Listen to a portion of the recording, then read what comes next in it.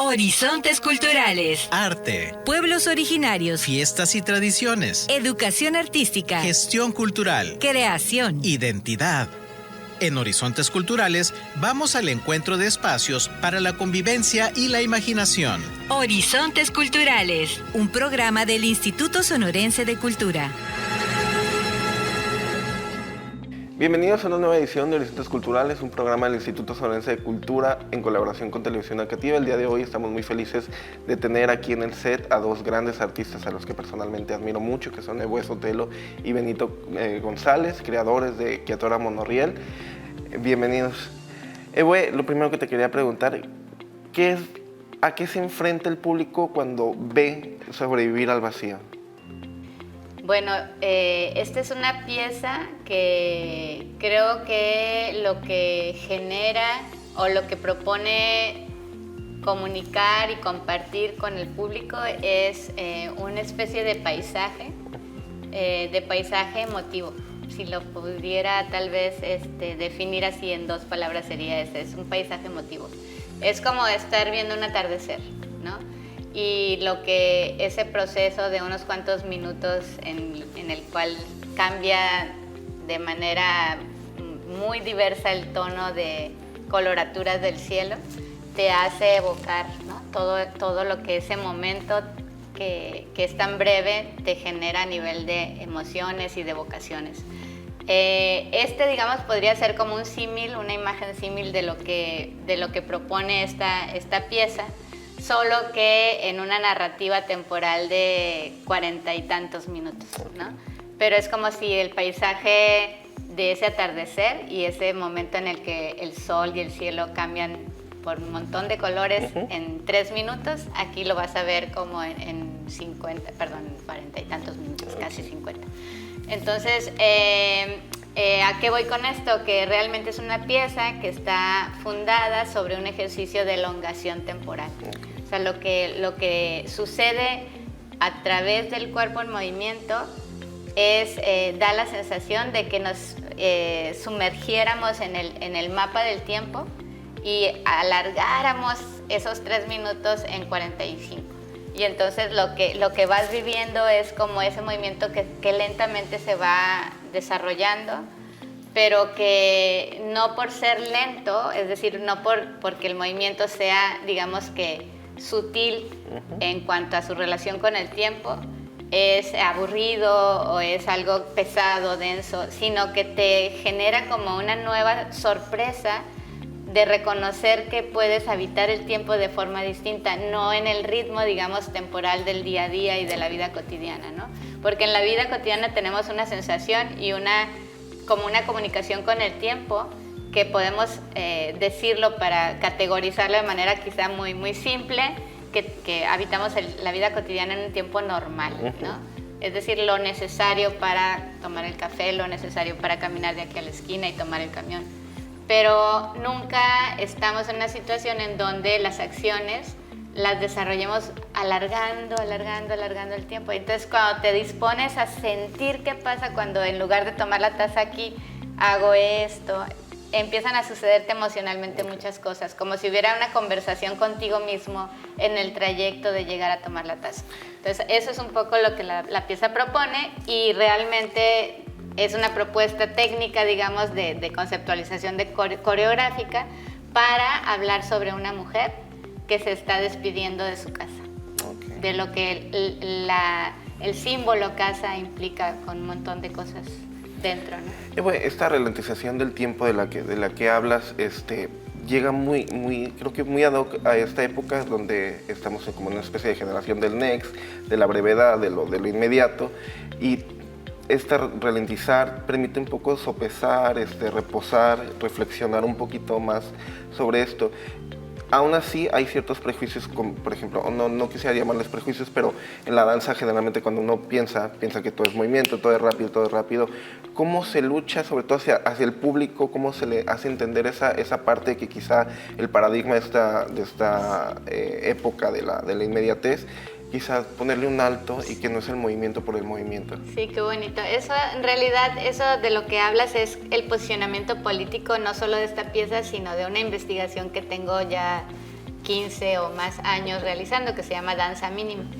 Y danza mínima no es otra cosa que justo entablar esa discusión con el tiempo actual y con los condicionamientos de un sistema capitalista que nos impulsa siempre a la producción rápida en la danza de movimiento, en el comercio de productos, en la vida cotidiana de consumo, pero es una producción rápida, intensa, y al desecho también igualmente rápido, es decir, a una forma de comunicación con el mundo, en el mundo de las artes, pero en el mundo en general, es una forma de comunicación muy superflua, en donde realmente consumimos y desechamos todo el tiempo rápido. Entonces no hay un proceso de realmente profundización sobre la experiencia de vivir, ¿no? Estamos condicionados porque eso genera dinero. Básicamente ese es el sistema capitalista, y el sistema capitalista impacta la producción artística y el pensamiento artístico y la sensibilidad artística. Entonces el público, justo porque lo que vive el día a día es en el cine, la vertiginosa explosión de imágenes, y en la televisión lo mismo, las noticias, si te fijas el ritmo que tienen es así, y todo es sonoro, así súper intenso y rápido. ¿Para qué? Pues para que estés todo el tiempo con la atención dispuesta, pero esa atención te la piden en muy corto tiempo, entonces estás cambiando de tema y de necesidad, digamos, de involucramiento con cosas que son muy breves y que cambian muy rápido. Entonces la pieza y la investigación sobre ese danza mínima va en el sentido de, a ver, pongamos un alto, yo no quiero ser como coreógrafa alguien que está sometida a un condicionamiento externo y que me va a dictar cómo tengo que hacer danza. Así el mercado de la danza me dicte, en efecto, que para estar en las programaciones de festivales nacionales e internacionales tengo que hacer lo que se estila, que es hacer danzas rápidas, frenéticas, físicas, ¿no? Espectaculares, porque también ese es un término que está muy ligado al mercado capitalista. Entonces aquí era como una cosa de decir, soy una coreógrafa que lo que quiere es plantear antes que nada una discusión de, ¿y tenemos que hacerlo todo así? ¿O existe la posibilidad de dialogar con eso que existe desde otro lugar para realmente tener al menos la posibilidad de comprender como público y como artistas que la danza ahorita, el universo lo define el capitalismo y está aquí, pero no quiere decir que todo el recorrido de lo muy lento y lo muy mínimo que empieza aquí, toda esa coloratura nos la estamos perdiendo como posibilidad de expresión. Entonces, eso es, y sí es un posicionamiento político y tiene que ver con reflexionar si es la única manera de hacer danza, si es la única manera de apreciar la danza como público, y de reflexionar en el sentido de si nos damos la oportunidad de experimentar otras posibilidades espacio-temporales y energéticas, ¿qué nos sucede a nosotros? En nuestro cuerpo incluso. Tendríamos que aprender a metabolizar lo que consumimos, ¿no? Sí, totalmente. Ahorita tocaste varios temas que quisiera retomarlos después, pero voy primero con Benito. Benito, posterior a Sobrevivir al Vacío, viene Dirty Dances. Así es. ¿A qué nos vamos a enfrentar en Dirty Dances? Bueno, Dirty Dances es una serie, un compendio, digamos, de videos que en este caso vamos a llamarles videodanzas, aunque el término videodanza me parece a veces como medio constreñido. Se han intentado hacer otras terminologías como cinedanza. A mí me gusta llamarlas videocoreografías, aunque es una palabra muy larga, pero todavía es quizá el que más me acomoda, porque es una investigación a través del video de lo que he venido desarrollando como coreógrafo pues ya por más de 30 años, ¿no? Me interesó mucho desde siempre el lenguaje de video, pero hasta que tuve una computadora y tuve acceso a un editor de video, dije, uy, esto me entusiasma mucho, ¿no? Quiero darle por ahí. Y desde hace ya más o menos como 12, 13 años que empezó en mí una necesidad por llevar a cabo todas esas investigaciones coreográficas y probarlas a través del video y del sonido, porque estos trabajos, estas videocoreografías que he estado haciendo, no solo es un resultado visual, sino sonoro también. Yo también hago el sonido de todo. Y bueno, este compendio voy a presentar más o menos siete trabajos que he llamado Dirty Dances, ¿no? ¿Por qué porque no son danzas sucias, así que sean de Que no se lo tomen tan literal la traducción. sino es más por una cuestión de textura visual, es decir, me gusta trabajar sobre cuestiones texturales y de edición para poder darle como un cierto sentido global a esta propuesta. Benito, tuve el privilegio de ver el programa antes de que se publicara y venía la reseña y venían las influencias que pones para hacer de teatro. Me llamó la atención un nombre que es Jonas Mekas. Es un padre del cine independiente norteamericano, ajeno a esas narrativas de lo mediático, del cine mediático, ni siquiera el cine, ya es audiovisual, experimentación audiovisual. ¿Cómo fue incorporar eso? Más o menos con esa influencia, digo, me puedo hacer una idea de más o menos con qué vamos a ver. Pero ¿qué fue lo que tú encontraste en la cámara, en el sonido, que quizá en una coreografía tradicional de danza contemporánea no encontraste? Fíjate que, bueno, fueron muchas cosas, pero en esencia, el poder trabajar en algo en donde yo pudiera sumergirme de manera solitaria. Porque la danza es un ejercicio grupal constantemente, es decir, me gusta hacer coreografías donde participen muchos bailarines, muchas bailarinas. Entonces, y para eso hay que ponerse de acuerdo con tiempos de ensayo, con poder conjuntar, coordinar, ¿no?, el tiempo de todos. Y estos trabajos específicos de video que empecé a hacer eran trabajos totalmente solitarios, es decir, yo tenía la disponibilidad de tiempo, la que yo tuviera, la que yo quisiera, la que yo deseara, otorgarle al trabajo, ¿no? Entonces, ha sido un ejercicio totalmente individual, se puede sentir así como muy individualista, pero después de trabajar en cuestiones grupales todo el tiempo, este ejercicio me llevó como a un insight, digamos, como a sumergirme en una reflexión personal totalmente, ¿no? Eso de entrada para mí fue importantísimo y por eso yo me clavé a hacer yo la edición, el sonido, la concepción de todo, ¿no?, sin necesidad de conjuntar a más personas. Benito, ¿cómo surge Queatora Monorriel? Les pregunto esto porque estuve viendo un diálogo que tenía Magdalena Leite con Aníbal Cano, donde los ponían como ejemplo de lo que debería de ser la danza contemporánea mexicana y el futuro. Los ponía como algo que tenía que ser conceptual, ponía danza mínima como un contrapunto a esto que hablamos ahorita de la tautología del movimiento por el movimiento y hacerlo como que más reflexivo. ¿Cómo ha sido la evolución estética que ustedes han tenido desde 1992, que fue cuando iniciaron, y hasta este punto que están? Fíjate que es una pregunta que nos hacemos muy seguido, Benito y yo. Es decir, ¿qué ha pasado con nosotros como equipo en esos 30 años de hacer, ¿no?, de hacer dancístico? Y siempre llegamos a la conclusión de que en esencia lo que nos motivó a hacer el proyecto Queatora Monorriel está allí intacto, que era realmente generar, y así lo planteamos, una discusión franca con la danza. O sea, lo que nos hizo hacer danza era que queríamos pelearnos con la danza, ¿no?, coreográficamente.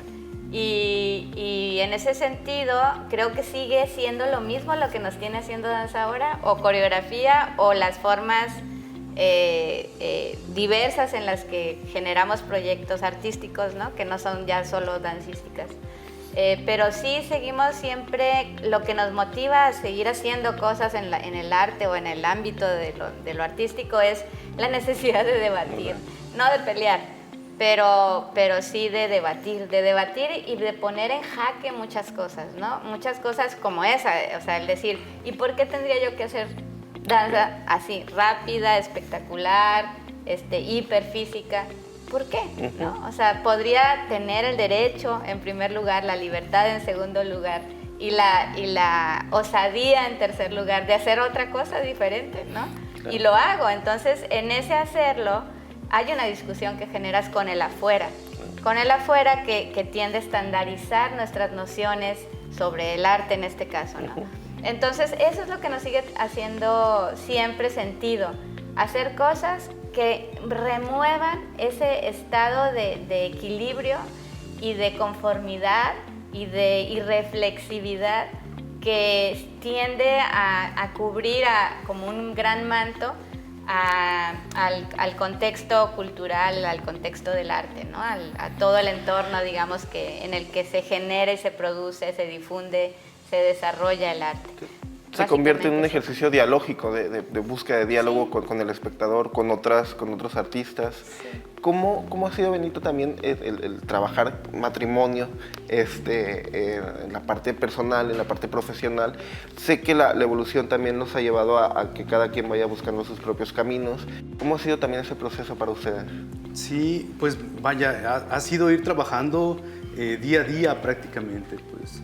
En un principio, y en un principio me refiero durante los primeros 10 años de que Atora Monorriel, nos separábamos para ir al baño, nada más Ebo y yo. O sea, vivíamos un proceso totalmente simbiótico y poco a poco empezó a darse esta necesidad justo cuando para mí, por ejemplo, el acceso a la tecnología, a las computadoras, vino a cambiar mucho como mi desarrollo artístico, pues, ¿no? Entonces, esa necesidad mía de trabajar sobre el sonido, sobre el video, me fue llevando hacia otro territorio. Evo empezó a interesarse por la danza mínima, entonces fue como un proceso natural, digamos, pues, ¿no?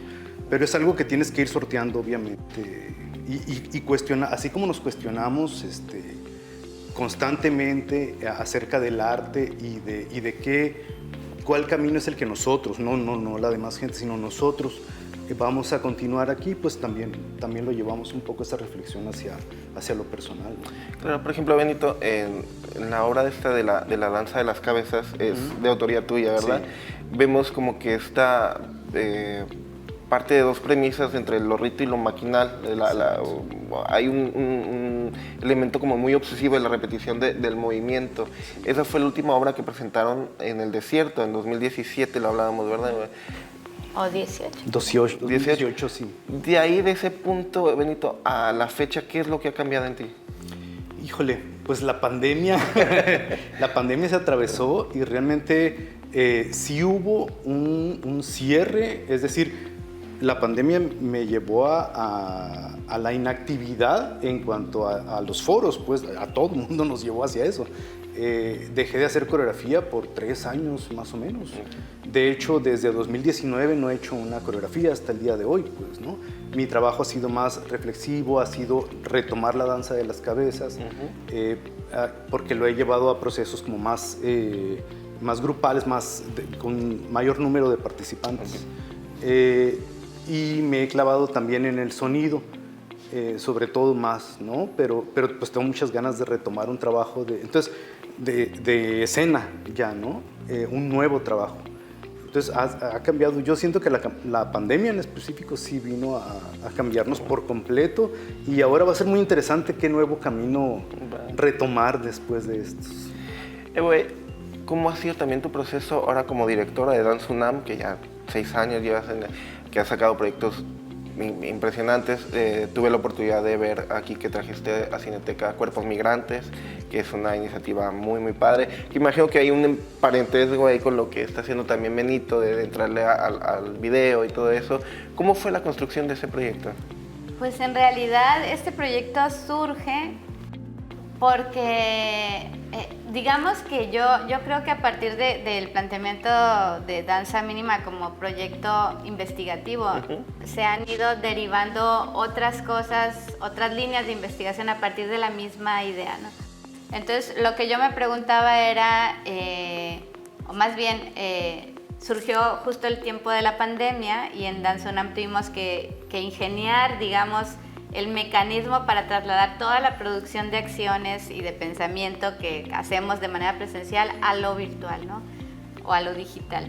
Entonces, yo les propuse, ¿por qué no tratábamos de hacer un programa en colaboración con TV UNAM en donde el acercamiento fuera de tipo documental, para documentar las historias de vida que se quedan signadas en el cuerpo y cómo la trayectoria de vida y la experiencia de vida te hace tener una gestualidad específica, una forma justo de diálogo temporal específico, de uso del espacio específico, y todo eso tiene que ver con todo lo que ha sido tu trayectoria de vida en lo emocional, en lo psicológico, en lo laboral, etc.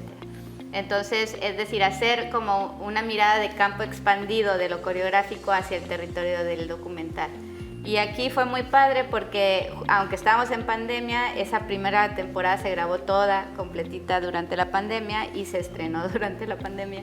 Pero fue muy bonito porque en realidad sí fue dar ese salto que tenía yo muchas ganas de dar, en el sentido porque siempre me ha interesado dejar claro que lo coreográfico no es algo único y exclusivo del territorio dancístico.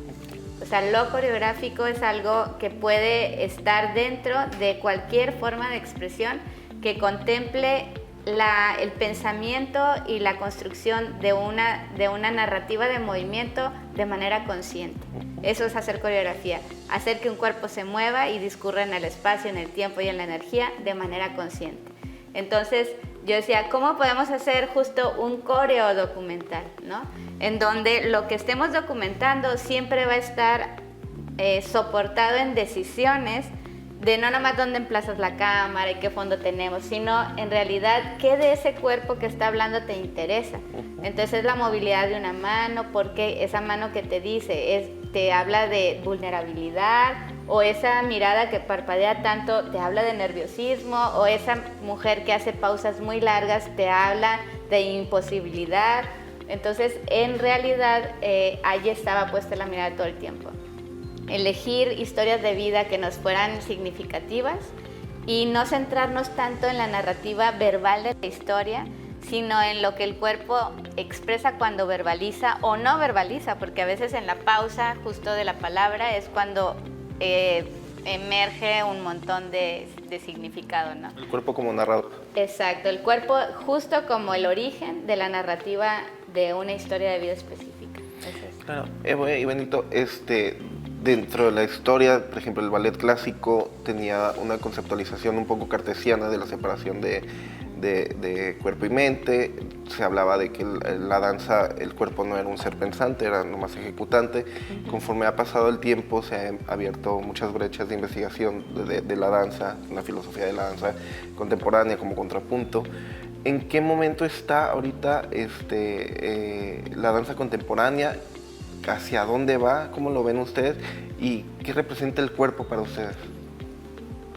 Pues Evoe creo que puede responder eso más porque tiene una visión muy amplia ahorita en el puesto que tiene acerca de danza. Yo te podría responder No, tú responde por mí, tú o sea, más bien por lo que Kiatora Monoriel, por la trayectoria de Kiatora Monoriel, digamos, pues, ¿no?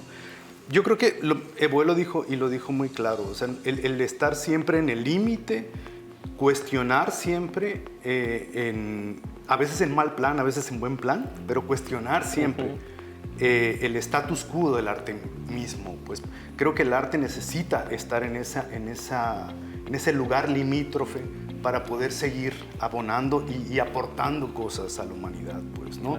Si no, entonces estamos ante un arte aletargado que no propone nada, pues, ¿no? Y creo que para mí ese sería el sentido, no nomás de la danza contemporánea, del arte que viene. En general.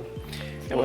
Bueno, desde mi punto de vista, yo creo que la gran diferencia del momento actual de la danza con relación a, digamos, al momento originario de la danza entendida como arte escénico, ¿no? O sea, si hablamos del ballet clásico, incluso de muchas formas posteriores al ballet clásico, de las primeras formas de danza contemporánea incluso, ¿no? En la que se concebía al bailarín como un ejecutante, o sea, que realmente tenía su mayor potencial y capacidad y valor en la medida en que fuera un virtuoso de la técnica dancística específica, ¿no? Ahora lo que hemos ganado, creo, es justo, y tiene mucho que ver con todo lo que la fenomenología ha aportado al discurso de las artes vivas. Cuando hablo de artes vivas es a todas las artes que generan justo este diálogo con el tiempo presente, ¿no? La música, el teatro, la danza, etc.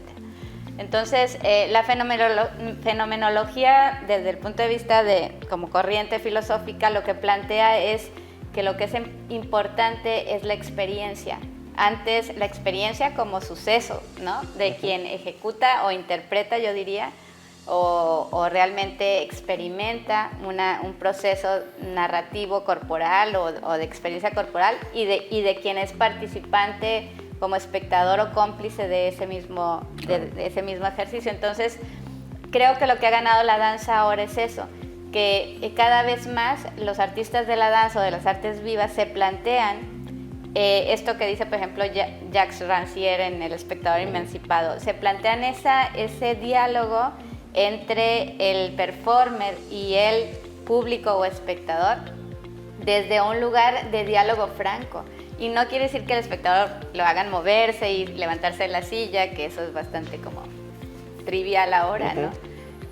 Sino que lo hagan moverse intelectualmente de su comodidad de espectador pasivo, que solo va a la oscuridad de una butaca a sentarse, a ser pasivo, a realmente aceptar todo lo que se le da, así como se le da, y llevárselo a su casa y hacer lo que pueda con ello.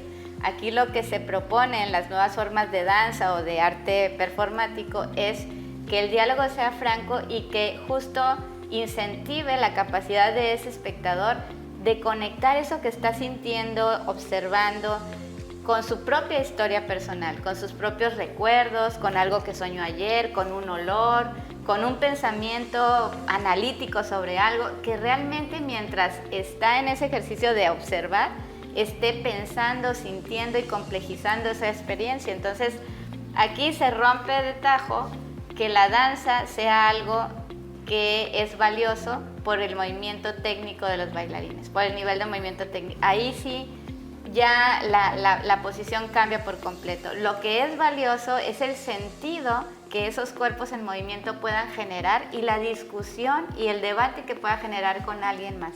Es un poco también lo que decía Bourrier en su estética relacional, ¿no? De que ya se convierten en eslabones, ya no es la obra por sí. Así es. Entonces lo que sucede es que eso abre una línea muy amplia, yo diría que infinita, para investigar.